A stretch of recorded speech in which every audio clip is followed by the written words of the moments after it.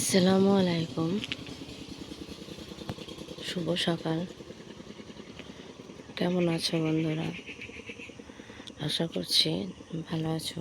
আমিও খুব ভালো আছি তোমাদের ভালোবাসায়। তো বন্ধুরা দেখো,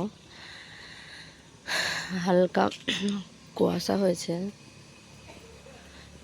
একটু ঠান্ডা ঠান্ডাও পড়েছে। তো আমি নামাজ টামাজ পড়ে একটু ছাদ দিয়ে এলাম। আজকে উঠতে অবশ্য লেট হয়ে গেছে, তাই আমার নামাজ পড়তেও দেরি হয়ে গেছে। নামাজ টামাজ পড়ে একটু ছাদে এলাম হাঁটতে। আর সকালের ওয়েদারটা, শীতকালের ওয়েদারটা খুবই ভালো লাগে, তাই ভাবলাম তোমাদের সাথে একটু শেয়ার করি।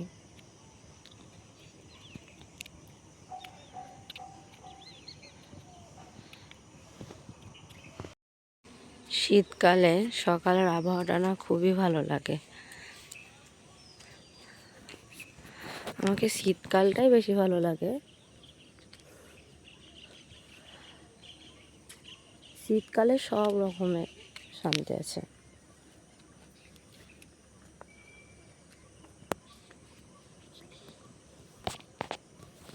হালকা হালকা কুয়াশা।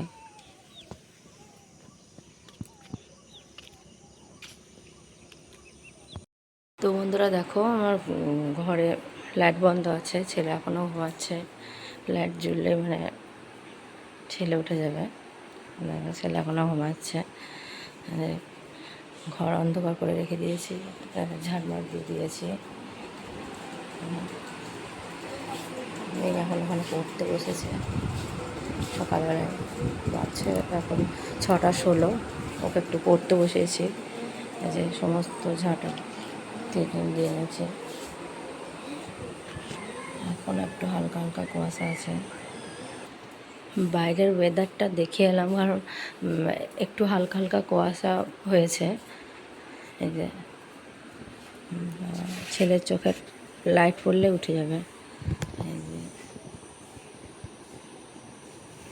হালকা হালকা ঠান্ডা। এখন ছেলে ঘুমাচ্ছে। একটুকু মানে ছোট পেলে উঠে পড়বে। লাইট জ্বাললে তো উঠেই পড়বে এখনই ঘুম। তখনই খাবারটাকে শেয়ার করতে গেলাম। আমার মোবাইলের চার্জ শেষ হয়ে গিয়েছিলো, লক লেগে গিয়েছিলো, তাই আর আমি শেয়ার করতে পারিনি। এই যে ঘুগনি করে নিয়েছি, আর বাটার দিয়ে, বেশি নয়, 3টে পরোটা করে নিয়েছি। এদের ঘুগনি করে নিয়েছি। এটা 10টার সময় খাওয়া হবে। বন্ধুরা দেখো, দুপুরবেলা বলছি, এখন বাজছে তোমার 11:15 মতন বাজছে। আমার মেয়েকে কিছু ফল কেটে দিয়ে দেবো। যেমন এটা ফল বলতে গেলে আপেল আছে আর কলা আছে, এরকম করে কেটে দিলেও মজা করে খেয়ে নেয়। ঠিক আছে, ছেলেকে এটা খাওয়াবো। এই দেখো বন্ধুরা, মাছ নিয়ে চলে এসেছি। আজকে সকাল সকাল আজকে মাছ এসেছিলো, তাই মাছ নিয়ে নিয়েছি। মাছটা অনেকটা বড়ই ছিল, প্রায় 900 মতন হবে। দিয়ে আমার মেজো যাও নিয়েছে, আমিও নিয়েছি। মাছটা ভালো ছিল, কিন্তু বড় মাছ আমি কাটতে পারবো না বলে নিতে চাইছিলাম না। আমার মেজো জামানে এগুলো পিস করে দিল। সকাল সকাল বাড়ির কাছেই মাছ চলে এসছে, তাই মাছটা নিয়ে নিয়েছি। বেশ ভালোই ছিল মাছটা, টাটকা ছিল মাছটা। কাপড়গুলো মেলে দিয়েছি, সমস্ত কাপড়গুলো মেলে দিয়েছি। এবার আমি নিচে যাবো গা। এত রোদে মানে তাকানোই যাচ্ছে না। ছাদে এত পরিমাণে রোদ, কি বলবো, মানে রোদের ইয়েতে তাকানোই যাচ্ছে না।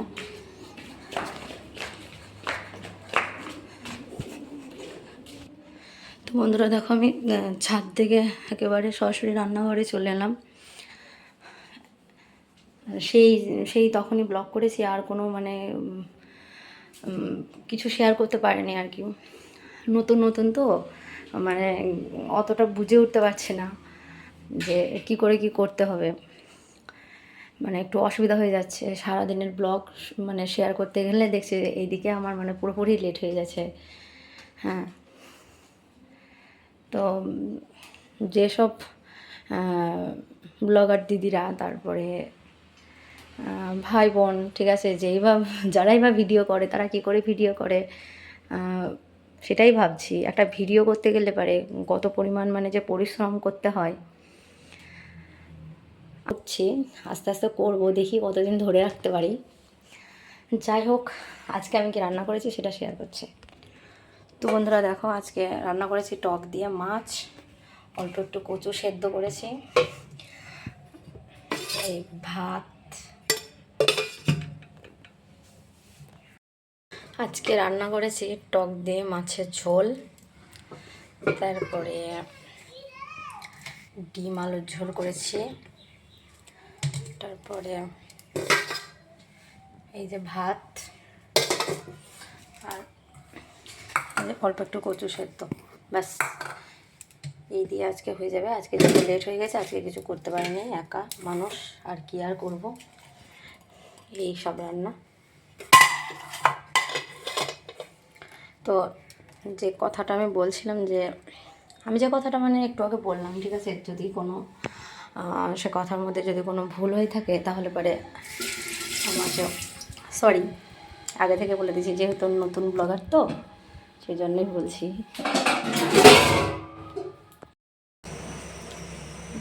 তো বন্ধুরা দেখো, আজকে বিকেলবেলাতে ফুচকা ভেজে নেবো। এখানে 50-60টা মতো আছে ফুচকা ভেজে নেবো। টক জামটা রেডি করবো। এখানে ফুচকা লঙ্কা পুড়িয়েছি তো সেই জন্য ঝাঁজ আসছে। এখানে ফুচকার আলুটা মাখার জন্য ঝুড়ি ভাজা নিয়েছি, ধনেপাতা নিয়েছি, পেঁয়াজ কুচি নিয়েছি, তারপরে নিয়েছে কাঁচা লঙ্কা, শুকনো লঙ্কাটা এখনও পোড়ানো, সেই জন্য ঝাঁজ আসছে। নিয়েছি বিট লবণ, চাট মশলা, লঙ্কার গুঁড়ো, এখানে নিয়ে নেবো নুন। এখানে আলু সেদ্ধ করতে দিয়েছি, জলটা রেডি করে নেবো। আলুটা সেদ্ধ হলে পরে আলুটা রেডি করে নেবো, তাহলে হয়ে যাবে। জলজিরা আনতে দিয়েছি, দেখি জলজিরা পায় নাকি।